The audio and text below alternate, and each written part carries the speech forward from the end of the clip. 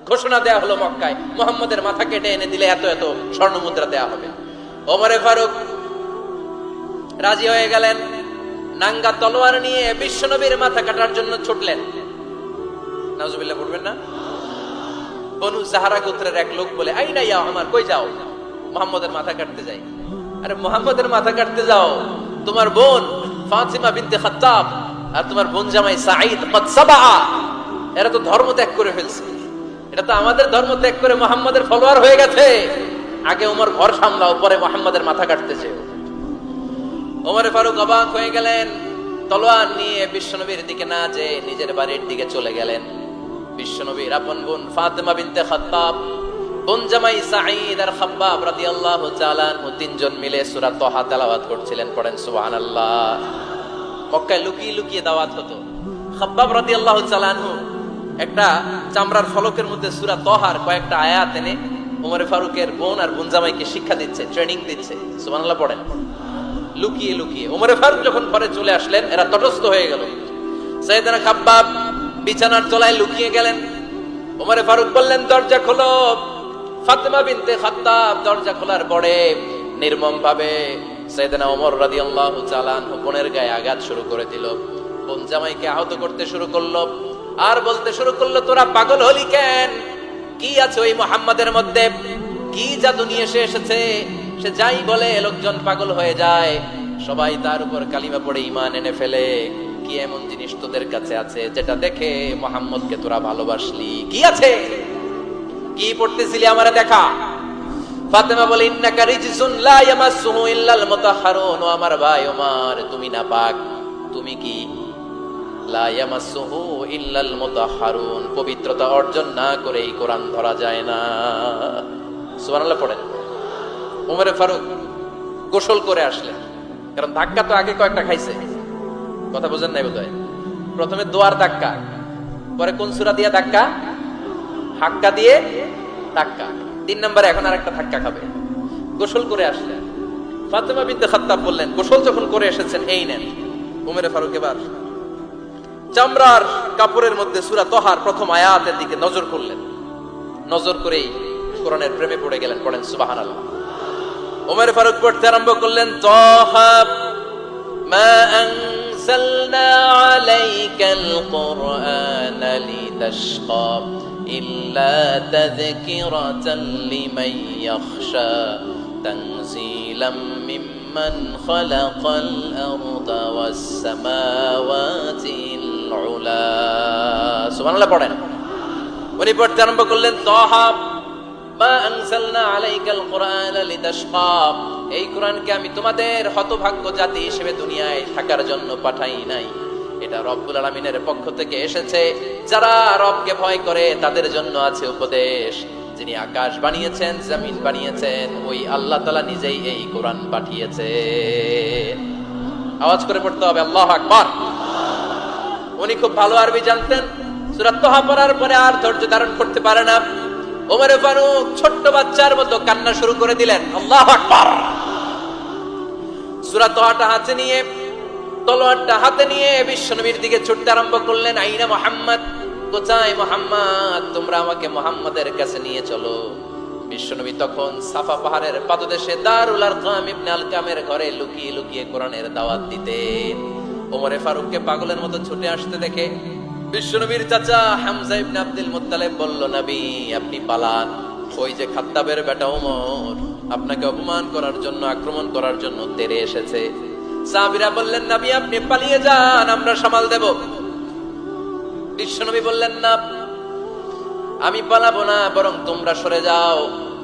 ওমর ইবনে আল খাত্তাবকে আমার দরবার পর্যন্ত আসতে দাও। আমার তো মনে হচ্ছে ওই যে তাহাজ্জুদের নামাজ শেষে চোখের পানি ছেড়ে যে আমি আল্লাহর কাছে দোয়া করেছি, আজকে আমার ওই দোয়াটা কবুল হতে শুরু করেছে। আমার তো মনে হচ্ছে আমার ওই দোয়া কবুল হবে, আসতে দাও। ওমর ফারুক এসে বললেন, আশহাদু আল্লা ইলাহা ইল্লাল্লাহ ওয়া আশহাদু আন্না মুহাম্মাদান আবদুহু ওয়া রাসূলুহু, আমি সাক্ষ্য দিলাম আল্লাহ ছাড়া কোনো ইলাহ নাই, নিশ্চয় আপনি আল্লাহর প্রেরিত বান্দা এবং রাসূল। পড়েন সুবহানাল্লাহ। ওমর ফারুক যখন কালিমা শাহাদা পড়ে মুসলমান হয়ে বিশ্বনবীর হাতে হাত রাখলেন, নও মুসলিম সাহাবীদের মধ্যে খুশি আর আনন্দের বন্যা বয়ে গেল। মুসলিম হাতে গোনা সাহাবারা আল্লাহর প্রশংসা করলেন। বিশ্বনবী সাইয়েদনা ওমরে ফারুককে জড়িয়ে ধরলেন। ওমরে ফারুক এবার বিশ্বনবীরে বললেন, নবী গো, আলাসনা আলাল হক, আমরা কি সত্যের উপরে আছি নাকি আমরা ভুলের উপরে আছি? বিশ্বনবী বললেন, বালা নাহনু আলাল হক, আমরাই সত্যের উপরে আছি। সুবহানাল্লাহ পড়েন। আলাসনা আলাল হক, নবী আমরা কি সত্যের উপরে নাই? হ্যাঁ অবশ্যই ওমর, তুমি সত্যের উপরে আছো। ওমরে ফারুক বললেন, তাহলে ফাফিমাল ইখতিফা, তাহলে লুকায় লুকায় আর দাওয়াত দেব কেন? আমি তো কালিমা পড়ে ফেলছি, আসেন আমার সাথে বের হই। ফাফিমাল ইখতিফা, আর লুকায় লুকায় কেন? আসেন আমরা বাইরে বের হই। বিশ্বনবী বললেন, ওমর এটা মাক্কি জীবন, এখানে আমরা একটু গোপনে গোপনে দাওয়াত দিতে চাই। ওমরে ফারুক বলে, না, আমার দায়িত্ব, আমি একটা মিছিল দিতে চাই নবী। আল্লাহর নামের তাকবীর দিতে দিতে দারুল আরকাম থেকে শুরু করে মসজিদুল হারাম পর্যন্ত একটা মিছিল দিয়ে আমি মক্কা কাঁপাইয়া দেব। অনুমতি দেন। বিশ্বনবী দিতে চায় না। ওমর ফারুক অনেক বুঝানোর পরে স্বল্প পরিসরের একটা অনুমোদন পাওয়া গেল বিশ্বনবী সাল্লাল্লাহু আলাইহি ওয়াসাল্লামের কাছ থেকে। কিন্তু মিছিল যে দিবে, মিছিলের জন্য লোকের দরকার আছে না নাই? এখানে লোক নাই, আমি একাই মিছিল দিতেছি। এটা জমবে, মিছিল জমবে। খুঁজে উনি 11 জন মুসলিম সাহাবা পেলেন। কয়জন? ওমরে ফারুক বললেন, 11 জনই সই। এই 11 জন নিয়ে আমি আল্লাহর নামের তাকবীর দিব। 2 লাইন করলেন। কয় লাইন? 2 লাইন। পেছনে 6 জন, আর এই লাইনের নেতা বানালেন বিশ্বনবীর চাচা হামজাকে রাদিয়াল্লাহু তাআলা আনহু। আর সামনে 5 জন, তার আগে দাঁড়ালেন উনি নিজেই। তাহলে 6 6 12। বললেন, এই 2 লাইনে আমরা তাকবীর দিতে দিতে, বেশি না, এই দারুল আরকামের ঘর থেকে, আপনারা জানেন যে সাফা মারওয়া এখন যে সাই হয়, এই সাফার পাদদেশে ছিল দারুল আরকামের ঘর। উনি বলেন, এখান থেকে ওই যে কাবার গিলাফ দেখা যায়, কাবার গিলাফ পর্যন্ত আমরা এই তাকবীর নিয়ে ওখানে যাব। সুবহানাল্লাহ পড়বেন না? ওখানে উনি দাঁড়িয়ে ছোট্ট একটা ভাষণ দিয়েছিলেন।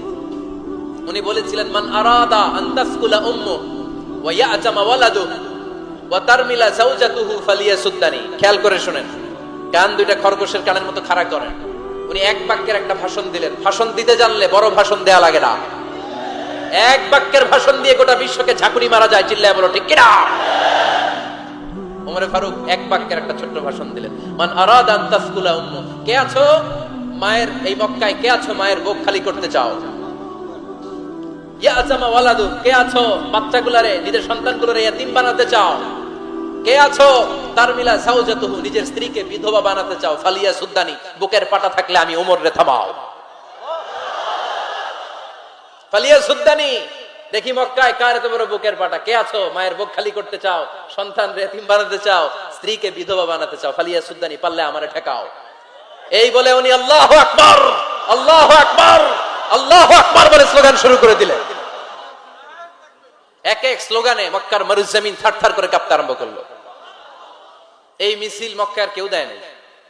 মিছিলের আওয়াজ শুনে আবু জাহেল বাইরিস, উতবা বাইরিস, শাইবা, ওয়ালিদ ইবনে মুগিরা সব বের হয়েছে। কিরে, আমার এলাকায় এত বড় স্লোগান, কার এত সাহস? বের হয়ে দেখে মিছিলের সামনে ওমর। ওমর রে দেখে দিছে এক দৌড়। কারণ ওমরে ফারুককে থামানোর মতো বাপের বেটা মক্কায় দ্বিতীয়টা কেউ ছিল না। আওয়াজ করে বলেন ঠিক কিনা?